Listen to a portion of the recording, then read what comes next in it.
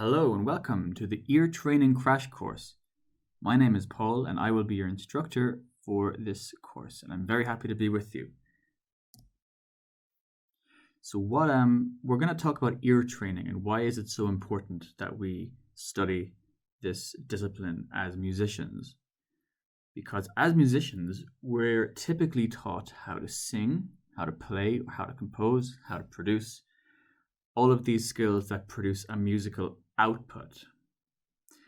We're very rarely taught how to listen explicitly. Now, when children learn languages, the first thing that they have to do is to listen to what's being spoken and then try to repeat. This is the normal, natural way. We get input first and then we produce the output later. But as musicians, this seems to be not the case. It's just as important to be a skilled listener as it is to be a skilled practitioner. So in other words, the output is no more important than the input. It's something that's neglected among music education. And of course, having a trained ear that can identify what you're hearing is a very important part of becoming a well-rounded and skilled musician. So we're going to talk about the discipline of ear training. And what is that anyway? As you might expect, it's learning how to listen. Ear training involves learning to connect music theory, which are things like your notes, intervals, chords, scales, melodies, all these things, with the sounds we hear.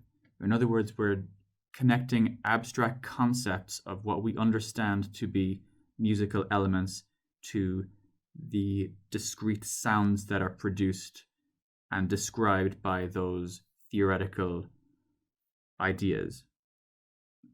So this is forming a link between what we can write and what we can read as a music theory and the sounds. And the more we train our ear to be aware of the individual elements of music, such as we just said, the better musicians we will become, because we will be able to process more quickly and more effectively what we're hearing to produce better music. Naturally enough, improved listening skills translate to overall better musicianship. You'll be able to function better in a group. You'll be able to make more informed decisions about what you're doing. It doesn't matter what your discipline is. If you're an instrumentalist, a composer, or a singer, ear training is crucial to succeed at any of these things. So who needs ear training? Who can this actually benefit? And the answer, unsurprisingly, I will say, is all musicians. Doesn't matter what your discipline is. If you have a skilled ear, you will be able to make better decisions when you go to make music later. And fostering a deep understanding of music is a very important part of becoming a well-educated and versatile musician. Okay, that's all wonderful, but how are we supposed to practice doing something in which we don't produce any output? It makes sense to us intuitively to practice something like singing, because you're producing something and you can see or hear rather audible results. The more you practice, the better you become, and everyone can identify a good singer versus a bad singer. But how do you train something where there's no output that we can measure?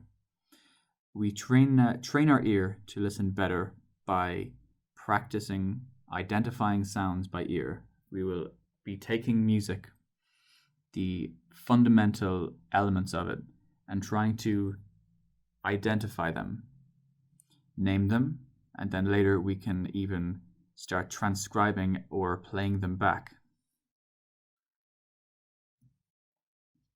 The benefits are numerous.